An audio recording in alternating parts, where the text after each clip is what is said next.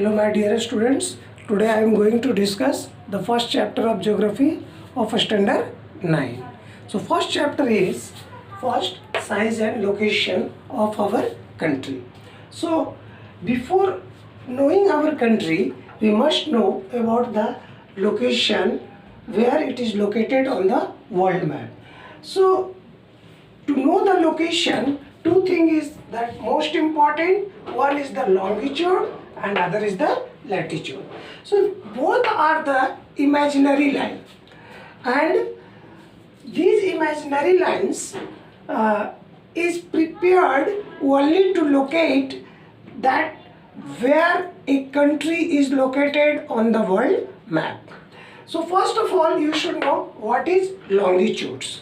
So longitudinal lines are those vertical lines which comes from north to south, that is known as longitudes, and all the horizontal lines which lies from west to east, that is known as latitudes. So here, with the help of the globe, one thing I want to explain it. Okay, so globe is just like a hemispheres. It is not the 100% circular form. Here there are two parts of the globe.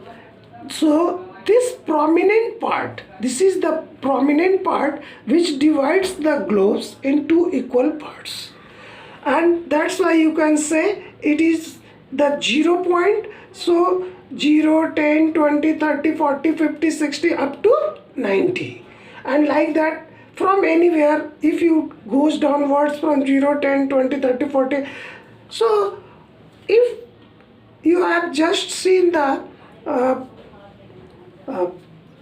hemisphere, so what you find that it is divided into two parts. The upper part is known as north and the lower part is known as south. So any countries which lies in the north part, that country will be considered as north hemisphere, and the country which lies in the south hemisphere, so that country is known as south hemisphere. So here you can see this is the Africa, and that is a continent. Okay, so Africa continents lies in both the south hemisphere and the north hemisphere. But if we come to the Australia, it is a country along with continent. So Australia is 100% below below towards the south. So Australia will come under the south hemisphere. Is it clear? But in case of India, it is above the hemisphere. This area, this is the pink area, this is the area of India, so which is in the north side. So we say it is India lies in north hemisphere. Is it clear? Now here you find that here that is written north, and here also that is written north. So 8 degree 4 minutes north to 37 degree 6 minute north. So some of the students thinks that this is the northern part of India, this is the southern part of India. However, why here both the side north has been taken? So the reason is that India lies always in the north hemisphere. India always lies in north hemisphere. So these horizontal lines, these are the horizontal lines which divides the hemispheres in two parts, and that's why it is considered that from 8 degree, this is the lowest, this is the 0 as I told you. So 0 and this is the lower part of the India. That's why between this prominent part to this prominent part, how much degree? That is the 8 degree. So that's why it is told 8 degree north and moving upwards, and which goes up to 37 degree north. I think longitudinal areas has already cleared. Now come to the latitudinal. This is the latitudinal areas is 100% clear. Now come to the longitudinal areas. So how the longitudinal areas has been determined? So look here. Here this is the Greenwich time, and in front of it what you find? So this is the Pacific Ocean, and this is in this way. Is it clear? So now vertically I divides the globes into two parts. Okay. So when we divides the globes equally into two parts, we find that India is located on the east side and this is the west. So this is the east, this area is east and this area is west. Okay. So India is located vertically, means longitudinally, on the east side, and that's why it is shown that the longitude of our country is 68 degrees 7 minutes east to, that is 12 degree 7 minute east. Okay. So this is our longitudinal areas. Clear? So in this way we find that India always lies in the north hemisphere, and if we determine it from the Greenwich, it lies in the east side. So longitudinal area is 68 degrees 7 minutes from to 12 degrees 7 minute east. Clear? So this is the location of our country. Now come to the size.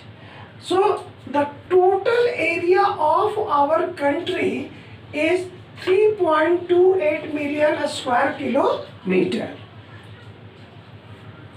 This is the total area of our country.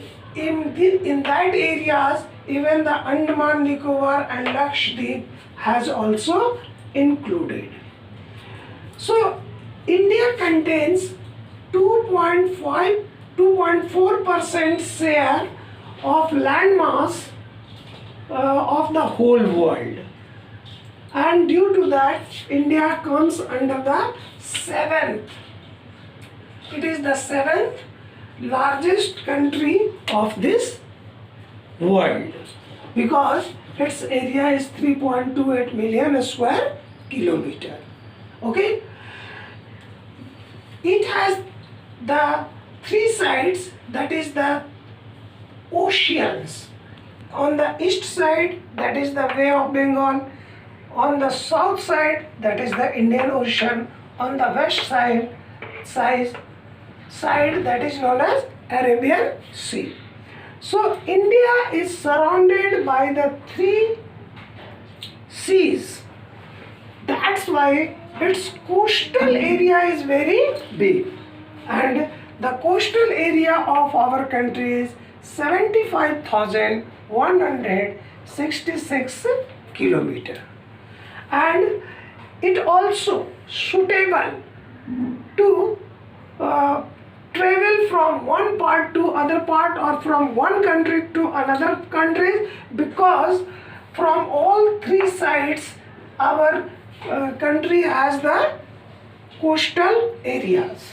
Now this is known as the, from here, from the some part of the Gujarat, and if we move towards the Rajasthan, next Punjab, next Jammu and Kashmir and so on. So that is known as land borders. Okay. So these land borders has a great areas. It is also, and it is nearly 15,200 kilometers. Is it clear?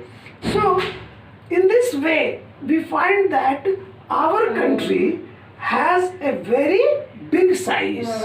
Okay, and in this way we can say that our country is divided into two parts equally with a imaginary land that is known as Tropic of Cancer, and it is nearly 23 degree 5 minutes or 23 and half.